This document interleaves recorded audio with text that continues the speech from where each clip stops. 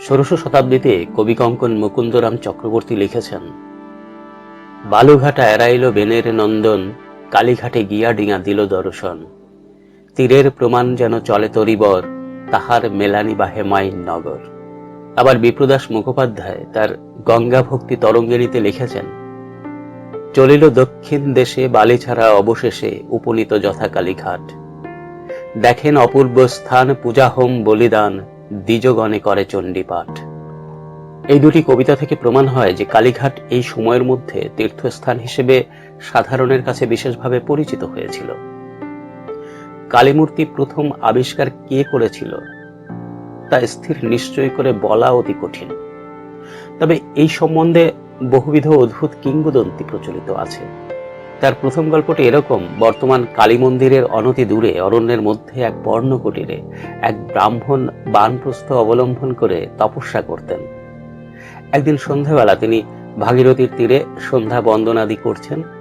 এমন সময় অদূরে তীব্র জ্যোতির্ময় এক আলোক ছটা তার দৃষ্টিগোচর হল। আর কখনো সেরকমের উজ্জ্বল আলো তার চোখে পড়েনি। এই অপূর্ব দীপ্তিময় আলোকরশ্মির সহসা আবির্ভাব দেখে ব্রাহ্মণের কৌতূহল হল। তিনি আলোকরশ্মি লক্ষ্য করে সেদিকে অগ্রসর হয়ে দেখলেন যে ভাগীরথীর ঘূর্ণয়মান অতল স্পর্শ এক দহের কাছে একটি স্থান থেকে ওই দিব্য আলোক বিচ্ছুরিত হচ্ছে। ব্রহ্মচারী এর কারণ অনুসন্ধান করতে না পেরে আশ্রমে ফিরে এলেন, কিন্তু এই বিষয়ে ক্রমাগত চিন্তায় তার কৌতূহল বৃদ্ধি পেল। পরদিন দিনের বেলায় ব্রাহ্মণ আবার ওই স্থানে গিয়ে দেখলেন যে কালীদহের তীরে একটি প্রস্তরখোদিত মূর্তি রয়েছে এবং তার কাছে সূর্যরশ্মির মতন চাকচিক্যময় মনুষ্য আঙ্গুলি সদৃশ্য একটি পাথরের অঙ্গুলি পড়ে আছে।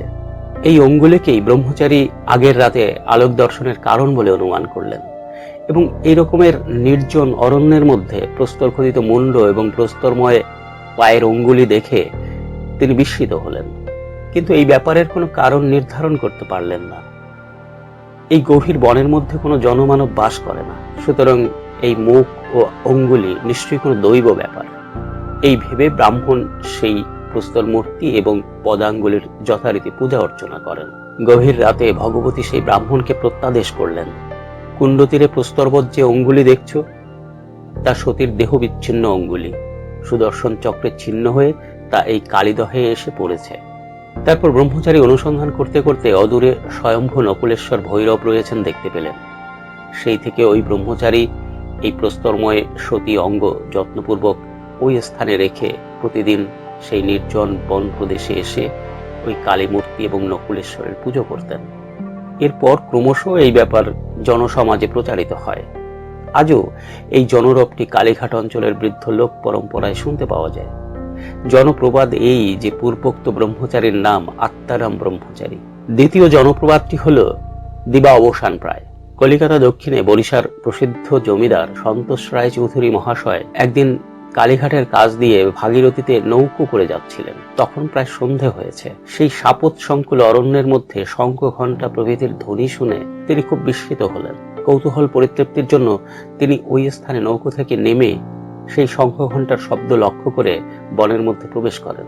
গভীর বনের স্থানে উপস্থিত হয়ে তিনি বিস্ময়ে দেখলেন এই বিরাট জঙ্গল সমাবৃত নিস্তব্ধ বন প্রদেশে এক ব্রহ্মচারী পাষাণময়ী কালীমূর্তির সান্ধ্যকালীন আরতি করছেন। সন্তোষ রায় শক্তিমন্ত্রে দীক্ষিত ছিলেন।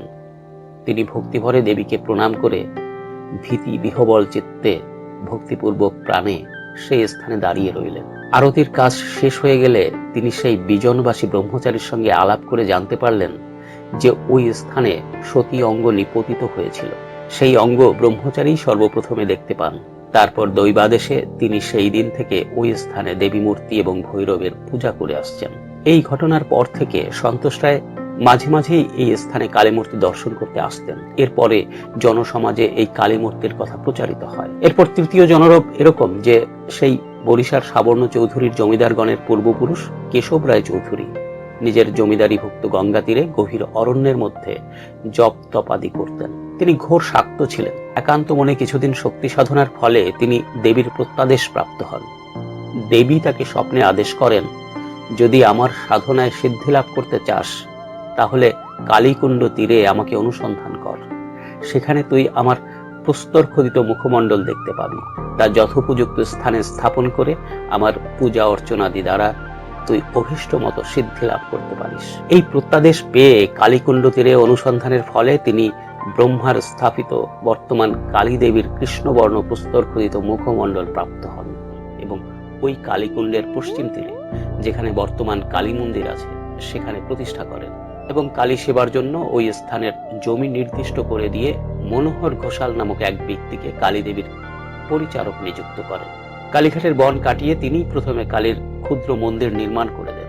কেশব রায়ের চতুর্থ পুত্র সন্তোষ রায় পিতৃ আজ্ঞায় কালীর ক্ষুদ্র ইমারতের স্থানে প্রথম একটি ছোটখাটো মন্দির প্রস্তুত করে দেন।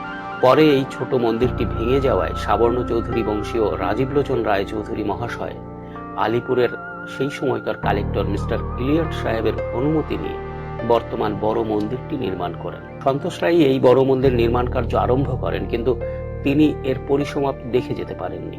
আরেকটি জনপ্রবাদ আছে যে বর্তমান কলিকাতার পানপোস্তার দক্ষিণে যে স্থানকে পুরাতন পোস্তা বলে, আগে সেই স্থানে একটি ক্ষুদ্র কালী মন্দির ছিল। কোন সময়ে সেই ক্ষুদ্র পুরাতন মন্দির ভেঙে পড়ায় সেই পুরাতন তীর্থস্থান লুপ্ত হয়। এই মন্দিরের কাছে গঙ্গা তীরে একটি সুবিস্তীর্ণ পোস্তা গাথা ছিল। কালী তীর্থ দর্শনার্থীদের এবং নিকটবর্তী গ্রাম সমূহের অধিবাসীদের সুবিধার জন্য সেই পোস্তায় একটি করে হাট বসত। মন্দির পড়ে গেলেও পোস্তা বর্তমান থাকায় হাট বসার পক্ষে কোনো অসুবিধে হতো না। ক্রমে কালীঘাট নাম লুপ্ত হয়ে তা পোস্তার হাট বলে সাধারণে পরিচিত হয়। বহুকাল আগে একদল কাপালিক গঙ্গাসাগরে তীর্থযাত্রা করতে যাচ্ছিলেন। তারা এই মন্দিরের ভগ্ন স্তূপের মধ্যে অনুসন্ধান করে ইটের রাশির মধ্য থেকে চারটি ছিদ্রযুক্ত ত্রিকোণাকৃতি একখানি প্রস্তর ফলক প্রাপ্ত হন। জনরবে প্রকাশ যে ইনিই কালীঘাটের কালী। এই কৃষ্ণবর্ণ প্রস্তরখণ্ড নিয়ে তারা গভীর জঙ্গলে প্রবেশ করেন। তাদের তন্ত্রসম্মত পূজায় সময় সময় নরবলির প্রয়োজন হয়। এই জন্য লোকালয়ের কাছে এই কালীমূর্তির পূজা নিতান্ত সুবিধাজনক নয় ভেবে তারা কালীঘাটের বন জঙ্গলাদি পূর্ণ নিভৃত স্থানে সেই কৃষ্ণবর্ণ প্রস্তরখণ্ড এনে লুকিয়ে রাখেন। সে সময় কালীঘাটের নিকটবর্তী স্থানগুলি গভীর বন জঙ্গলে সমাবৃত ছিল। এই নিভৃত জঙ্গলের মধ্যে তৃণ কাষ্ঠাদি দিয়ে এক ক্ষুদ্র কুটির নির্মাণ করে তারা কালীর পুজো করতেন। বাইরের খুব কম লোকই তখন এই কালীমূর্তির সন্ধান জানত। অন্য এক কিংবদন্তিতে ভবানী নামক জনৈক ব্রাহ্মণ শাখা বিক্রি করে জীবিকা নির্বাহ করতেন। একদিন তিনি শাখা বিক্রি করার জন্য গঙ্গার তীর দিয়ে যাচ্ছিলেন। এক সধবা ব্রাহ্মণী সহসা তার সামনে এসে শাখা পড়তে চাইলেন। শাখা বিক্রেতা ব্রাহ্মণ কালীকুণ্ডের কাছে শাখা পরিয়ে দিলেন তাকে। শাখা পরানো শেষ হলে ব্রাহ্মণ শাখার মূল্য চাইলেন। ব্রাহ্মণী স্নান করে এসে মূল্য দেবে এই কথা বলে কালীকুণ্ডের হ্রদে নিমজ্জিতা হলেন। স্ত্রীলোকটি হয়তো দৈব দুর্ঘটনাবশে জলমগ্ন হয়েছেন ভেবে ব্রাহ্মণ তাড়াতাড়ি জলে নামতে যাচ্ছিলেন। এমন সময় সেই জল নিমজ্জিতা ব্রাহ্মণী জলের মধ্য থেকে শাখা পরা হাত দুখানি তুলে তাকে আশীর্বাদ করলেন। তখনই আকাশবাণীতে সেই ব্রাহ্মণের প্রতি দেবীর প্রত্যাদেশ হলো, বৎস, আমি কালিকা, তুমি এই কালীকুণ্ড তীরে আমার পূজা প্রচলিত করো। তোমার গৃহে ওই স্থানে আমি একটি কৌটোর মধ্যে আছি, গৃহে গিয়ে আমাকে দর্শন করি। ব্রাহ্মণ দ্রুত পায়ে বিস্ময় বিমুগ্ধ চিত্তে কম্পিত কলেবরে গৃহে গিয়ে দৈববাণী নির্দিষ্ট স্থানে একটি কৌটো পেলেন। সেই কৌটোটি খোলা মাত্র শতসূর্যের মতন জ্যোতি বের হওয়ায় ব্রাহ্মণ ভয় চকিত এবং বিস্ময় বিমুগ্ধ হয়ে পড়লেন। সেই আকস্মিক ভয় সঞ্জাত মোহ অপসৃত হলে ব্রাহ্মণ দেখলেন যে যা থেকে এই অপূর্ব জ্যোতি নির্গত হয়েছে তা পাষাণময়ী পদাঙ্গুলি মাত্র। তা মস্তকে ধারণ করে কুণ্ডতরে এসে ব্রাহ্মণ মুখমণ্ডল প্রাপ্ত হন। এই প্রস্তরময় মুখমণ্ডল সেই স্থানে স্থাপন করে তিনি কালীর পূজা প্রবর্তন করেন। সেই থেকে কালীঘাটের কালী মূর্তির প্রকাশ। আরেকটি কিংবদন্তি আছে যে এক ব্রাহ্মণ গঙ্গা তীরে সন্ধ্যা বন্দনাদি শেষ করে গৃহে ফেরার সময় বনের মধ্যে একটি অপূর্ব আলোক ছটা দেখে তা অনুসরণ করেন। এইভাবে অনুসরণ করতে করতে তিনি বর্তমান কালীকুণ্ডের কাছে এসে উপস্থিত হন। কালীকুণ্ড তীরে কালীর মুখ এবং প্রস্তরের মতন একটি পায়ের অঙ্গুলি দেখতে পান। তারপরই তিনি দেবীর প্রত্যাদেশ পেলেন, যে অঙ্গুলি তুমি এই কুণ্ড তীরে পেয়েছো তা বিষ্ণু কর্তৃক সুদর্শন ছেদিত সতী অঙ্গ, আর ওই যে কৃষ্ণবর্ণ প্রস্তর ফলক দেখছো তা ব্রহ্মার নির্মিত কালী মূর্তি।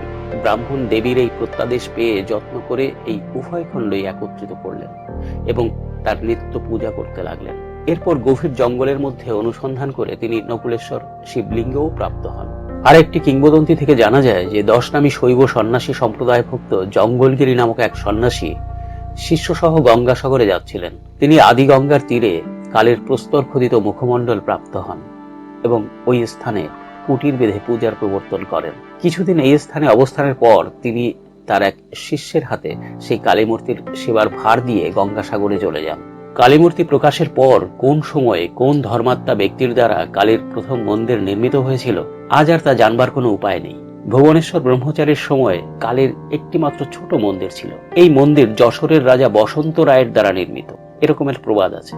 বসন্ত রায়ের এই ছোট মন্দির নির্মাণ হওয়ার পূর্বে কালীমূর্তি এক পর্ণকুটিরে রাখা থাকত। একটি প্রবাদ আছে যে কেশব রায় কালীর জন্য এক ক্ষুদ্র ইমারত প্রস্তুত করে দেন এবং তার পুত্র সন্তোষ রায় ওই ইমারতের স্থানে একটি ছোট মন্দির নির্মাণ করেন। কালীঘাটের বর্তমান মন্দির সন্তোষ রায়ের সময় তার দেওয়া টাকায় নির্মিত হতে আরম্ভ হয়। কিন্তু দুঃখের বিষয়, এই সুবৃহৎ মন্দিরের নির্মাণ কাজ শেষ পর্যন্ত তিনি দেখতে পাননি। সন্তোষ রায়ের মৃত্যুর পর তার পুত্র রামলাল রায় এবং ভ্রাতুষ্পুত্র রাজীব লোচন রায়ের যত্নে বর্তমান বড় মন্দির 1809 খ্রিস্টাব্দে সম্পূর্ণ হয়।